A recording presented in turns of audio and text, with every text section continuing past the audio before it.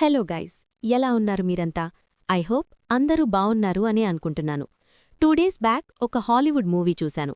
అది ఎలా ఉందనేది ఈ వీడియోలో చెప్తా. అది ది కాల్.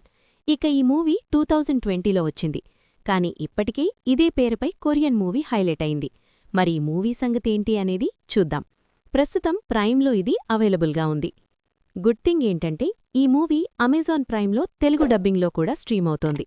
అయితే డబ్బింగ్ క్వాలిటీ వరకు బాగానే ఉన్నా అసలు సమస్య ఏంటంటే ఇది ఎప్పుడో 2020లో రిలీజైన పాట సినిమా. కోయిన్సిడెన్స్ ఏంటంటే 2020లోని ఇదే పేరుతో ఒక పాపులర్ కొరియన్ మూవీ కూడా వచ్చింది. కాబట్టి కన్ఫ్యూజ్ అవ్వకుండా చెక్ చేసుకోండి ఫ్రెండ్స్. ఇక ఈ హాలీవుడ్ హారర్ మూవీలో అడల్ట్ సీన్స్ లేకపోయినా విపరీతమైన రక్తపాతముంటుంది. అందుకే ఫ్యామిలీ ఆడియన్స్కి ఇది ఏమాత్రం సెట్ అవ్వదు. సో ఒంటరిగానే చూడండి. కాని ఆ బీభత్సమైన దెయ్యం పోస్టర్ చూసి ఏదో ఉంటుందని ఆశపడి సినిమా చూస్తే మాత్రం ఖచ్చితంగా హెడ్ఏక్ రావడం గ్యారంటీ.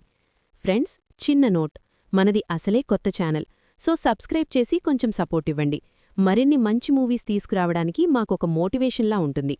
ఇక సినిమా కాన్సెప్ట్ విషయానికొస్తే హారర్ సినిమాలకి బ్రాండ్ అంబాసిడర్ లాంటి సా మూవీ ఫేమ్ టోబిన్ బెల్, ఇన్సిడస్ బామ్మ లిన్ షై ఒకే సినిమాలో ఉండటంతో ఖచ్చితంగా ఈ మూవీపై అంచనాలు భారీగా ఉంటాయి. కాని ఆ అంచనాలే బుర్రబద్దలయ్యేలా చేశాయి. ఇక కథ విషయానికొస్తే 1997లో మొదలవుతుంది. పనీపాటాలేని నలుగురు కుర్రాళ్లు ఊర్లో ఉండే ఒక ముసలావిడను మంత్రగత్తె అని వేధిస్తూ ఉంటారు. ఒకరోజు వాళ్ల టార్చర్ భరించలేక ఆ బామ చనిపోతుంది. ఆ తర్వాత ఆమె భర్త ఎంటరయ్యి ఆ కుర్రాళ్లకి ఎలాంటి శిక్ష వేశాడన్నదే మెయిన్ ప్లాట్. అసలు చనిపోయిన శవానికి ఫోన్ చేయడమేంటి అనే ఐడియా వినడానికి సస్పెన్స్గా ఉన్నా తెరమీద చూపించడంలో దర్శకులు ఘోరంగా ఫెయిలయ్యాడు.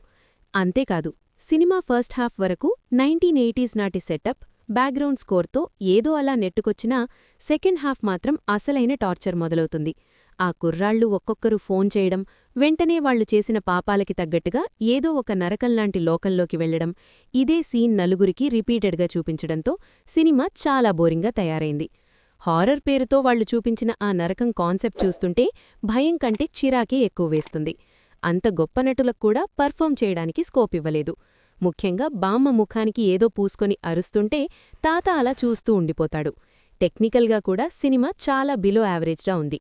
అందువల్ల హారర్ లవర్స్ కూడా దీనికి దూరంగా ఉండడమే మేలని చెప్తున్నాను. అలాగే టైం వేస్ట్ చేసుకోవడం ఇష్టం లేనివాళ్లు కూడా ఈ కాల్కి దూరంగా ఉండడమే మంచిది.